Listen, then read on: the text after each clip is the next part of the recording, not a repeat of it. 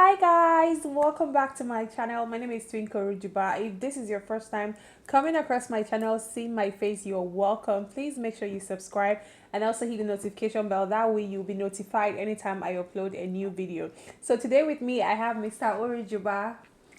Hi guys, Are you welcome back happy? to our channel. Yeah, I'm happy, always happy to be This is your here. channel. This is your channel. It's our channel. Okay.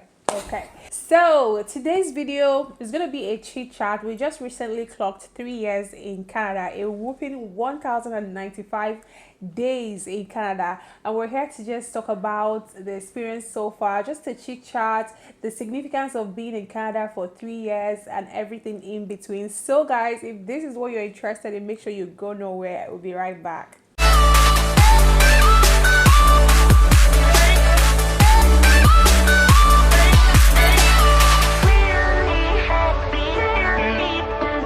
Welcome back, guys. As you guys know, when Mr. Orijuba comes on this channel, it's gonna be interesting. Okay. I slay. We're coming down.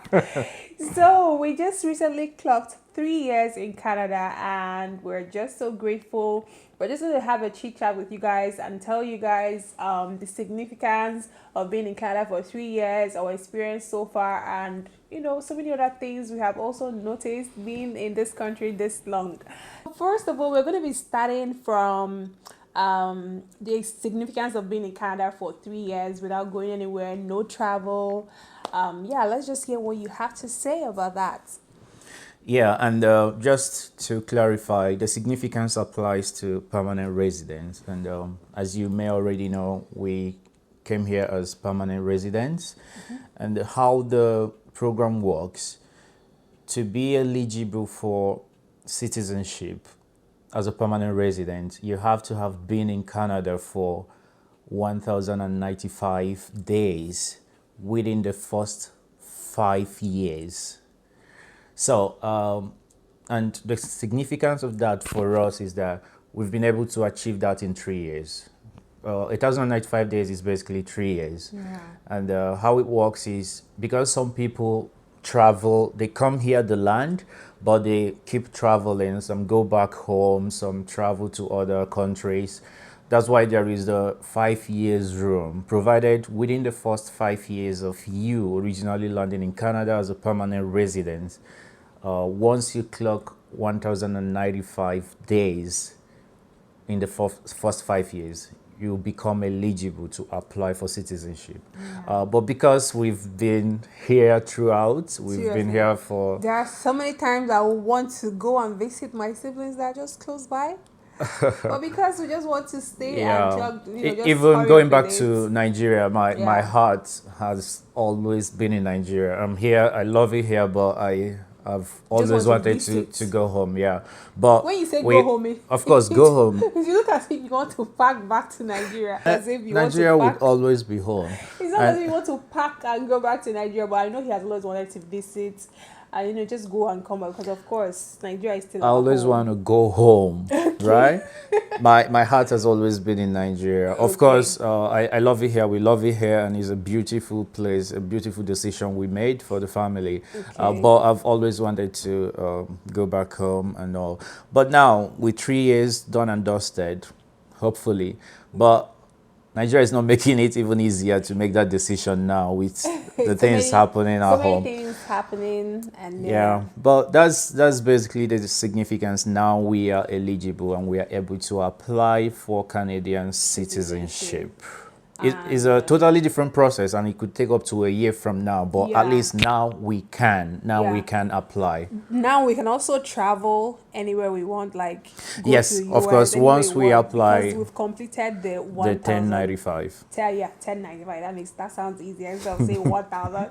So now we can actually go anywhere we want, and just know we have the total number of days in our bag, and we've applied for the citizenship, hoping it will come out. Anyway, it takes time, so the process takes up to a year from application. So and with this COVID period, you might just try and forget about it. Just forget about it till it's ready. But yeah, that's this so far, and we're grateful for that decision we took. to land here. If you see the picture we took in the airport, we brought out that picture the other day and we were just looking I was looking at myself as in, is this me? And you changed it out. I'm going to put it on the screen so that Yeah, I you change. see It's it. the hair, just the hair. Okay, yeah, but how has the experience been so far for you? For you? Let me see. I'm gonna talk for myself, but for you, how has the experience been so far? Um, it's been good, and I'm absolutely grateful for the opportunity Yeah. to be here, and of course, um,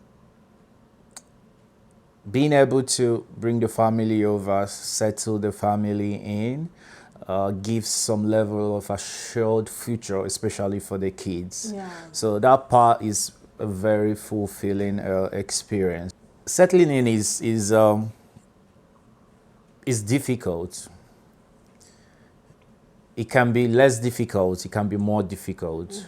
For us, I would say it was less difficult because Yeah. we had people here already. So that made settling in less difficult for us. But of course, it's obodo oyibo, so you don't expect everything to fall on your lap. So the actual settling, apart from of course having people welcome us and all, the actual settling would come eventually in career progression, in making sure that the kids go to a good daycare, her own profession and all. So that was the real settling, and that was the part that like, oh my God, what did we do? And about that, it is different for everyone. Yeah.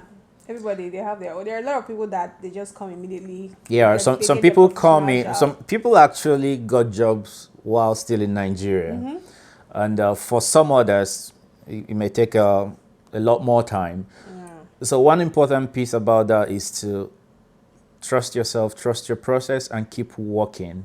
And one thing about these first 3 years in Canada, what I have learned, what I've observed is that time takes care of everybody. Time takes care of everything, provided you keep grinding. That is a very important piece, what I've noted across the board.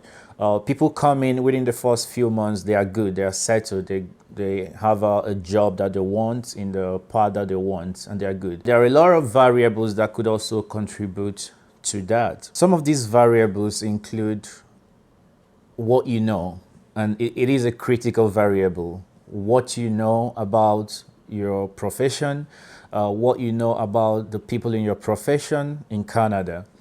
And particularly, there's what we refer to as survival jobs here.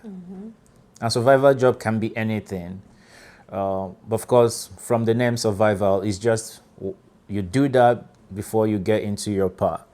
Some people know before coming here that they can do without survival jobs. However, some others don't know that. They believe they have to do it first Yes, so maybe, before getting into yeah, it. and that would be based on the information they have or they Yeah. had before coming here. So you can imagine putting all your efforts to be ready for survival job even when before you land. So that already puts you in a box. By the time you land, all your effort is You're looking for survival you're job. looking for survival jobs. Yeah. So that is one way of either hastening or slowing your settling in your career path. Yeah. But what we've come to learn, what we've come to realize is you don't always need a survival job. It may become necessary, but don't think that you must do a survival job. Of course, it's different for different professions. So some professions are, You need Canada certification. yeah, a lot of them you need certification. Some others you don't need, but some others use global principles, so they are easy to get back in. What applies in Nigeria, in UK, in US also apply here. So all you have to learn is the maybe the culture, the Canadian culture, and you're good to go. And of course, a couple of more certifications if that is necessary for you. So that's a key thing about settling in your career. So survival job, they can be necessary, but they are not absolute. Open your mind, um, read more, get more information so that you don't put yourself in the box when you don't have to be in the box. That part. For me, what I would say is that networking is very, very important. You need to network with others, associate with people. That way, you get more information because trust me, you don't know everything. Like, I can't overemphasize on that. When you meet more people, you associate with them, it will definitely help you in your career. Okay, so we're gonna talk about the weather. Can we talk about the weather experience? Because it's just, I think it's just the same thing with everybody that comes to Canada. Everything is just extreme in Canada, to be honest. Winter is extremely cold. Summer, everything is hot. And like now we're in summer and it's still raining. It's still raining. We don't even know if we're in spring or in summer. Like Canada weather to me, I would say is bipolar because you can't predict it at all. So yeah, winter weather is general for everybody. For Yeah, everybody, but and then it has also made you to start carrying hair because he wasn't having this kind of hairstyle in Nigeria. Like he wasn't carrying his hair out. But yeah, Canada weather has really made him change his mind because yeah. cold, Well, one thing cold. with the weather here, it doesn't get better. No, does anyone get Yeah, used to and it? you don't even get used to it. Nobody get used to it. Even people Seriously. born and bred in Canada still run away from Canada during winter. Yeah. A lot of people fly to the States. A lot of people have summer homes in I don't know winter why. homes I don't know why elsewhere. winter is just the longest. It's just Yeah, the and longest. good thing for us, we're in Ontario, which I would say is one of the most stable or the least um, Cold, serious cold winter areas. places. Yeah, I know some people in Saskatchewan. Good luck. Some people in Saskatchewan Marina and High. in other places in Canada is even worse there. But coming from Nigeria, Lagos, which is always Yeah. over I 30 remember the first degrees. I remember the first summer that I experienced here.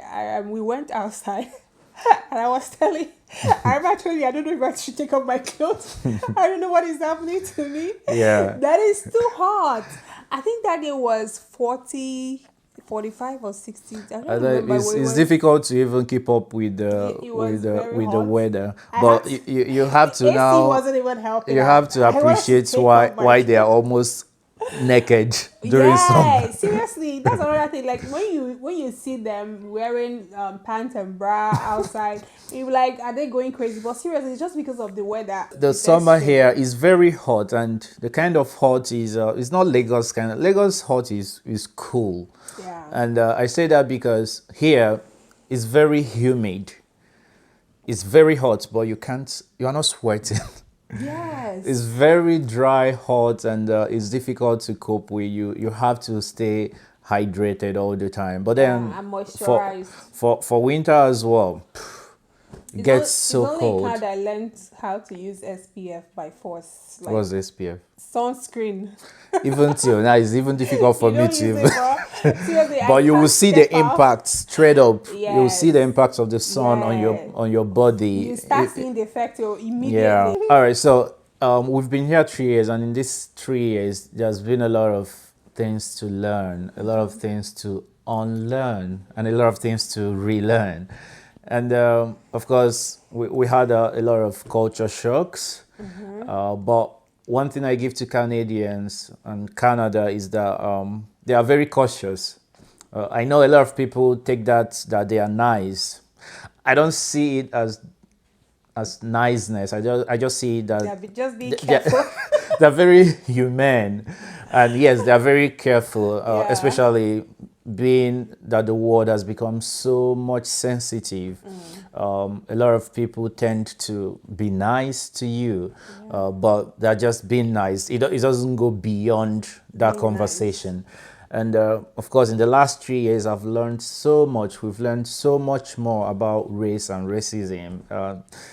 We've learned so much about being black. Can you beat that? And Yeah. of course, we're all black in Nigeria. Racism was never a thing. Yeah, but here in Canada, to be frank, here in Canada, their racism here, they don't do it. It's not open.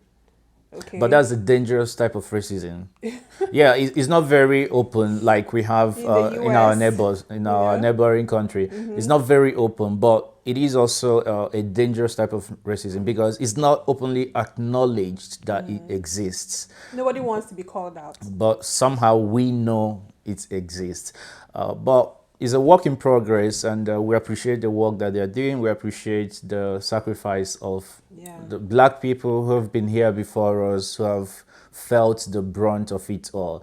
And we only hope, because we are adults, we have a shock absorber. I don't think anything about race will really affect me. But you know, when you look at the children growing up here and what the experience could be, you only hope that But the have you experienced environment, you, any what? any racism? I don't know. Maybe for some people it could be racism, but I don't see it as racism. So I wouldn't take it serious. But there could be some things that may have been said or words, done, but Yeah. I don't see it as I wouldn't see it as racism. Anyways, I haven't really experienced it, but so let me not really talk. Let me not talk for others. For myself, I haven't really experienced it. But it exists in so many ways. Yeah. But because it is not acknowledged, it tends to be swept under the carpet. Yeah. But is the focus now? People are talking about it. People see you as black and they want to be nice so that you don't see them as racist. But that in itself is discriminatory for me. Don't look at me or be nice to me because I'm black, right? That defeats the focus of anti-racism or inclusion. Just, I'm human. Like, don't be good to me because I'm black. Be good to me because I'm human. Treat me like I'm human and give me the opportunities you would give every other human out there.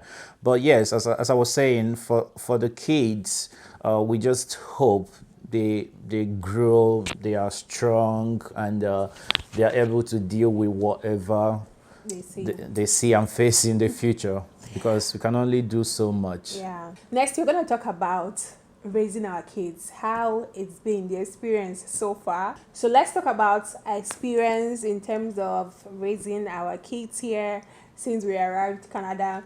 One thing I miss, or in fact, the only thing I know that is difficult here is where you find it difficult to get help for your child. So you can't get nannies. You can get nannies, but they are quite expensive. They are very expensive. So you might not want to spend that amount of money on nannies just for your child. And couple hardly have their time, because anything you're doing, you're anywhere you're going with your child. Everything you have to include your child. So I really miss having nannies in Nigeria, and yeah, it's just one thing I miss.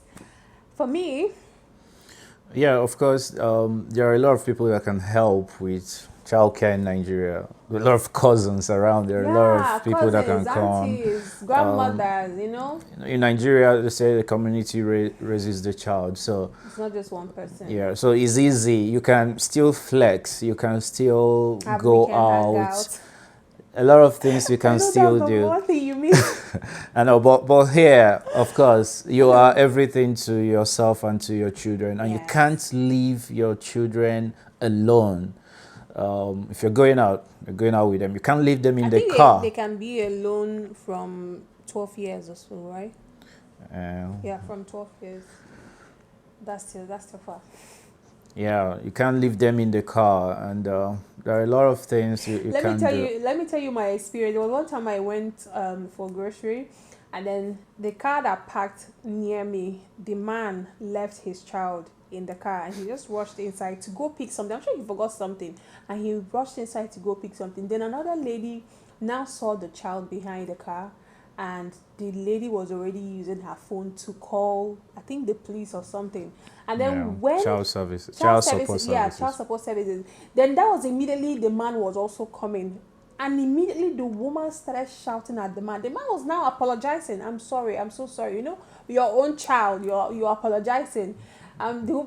It's government's children. Government should, as in seriously, if you see the way the man was begging, oh no, I'm sorry, it won't happen again, you will actually think the woman is the actual owner of the child. But yeah, Yeah, that's just it. So you can't even try to leave your child in the car to go get something. You you guys can. You are, can't leave them alone at home no, you can't. unless they are of age. Certain, I think from 10 or 12 years. Yeah, Yeah, they from can 12 stay at home. years. But that's it. It's difficult. Like of course, I remember in Nigeria driving around with them in the car.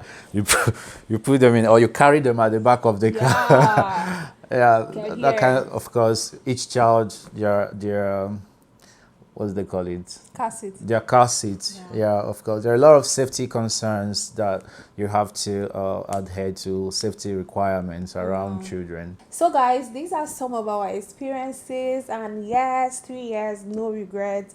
We're only grateful. And yes, that is it. Just want to have this chit chat with you guys and tell you what's up. All right, we're going to be closing it here. I'm so grateful to share this with you guys, and please make sure you like this video. Also give it a thumbs up, and also share with your friends, family, anybody around you. And I'll definitely see you guys in my next video. I love you guys so much. Bye. Bye bye bye. Take care.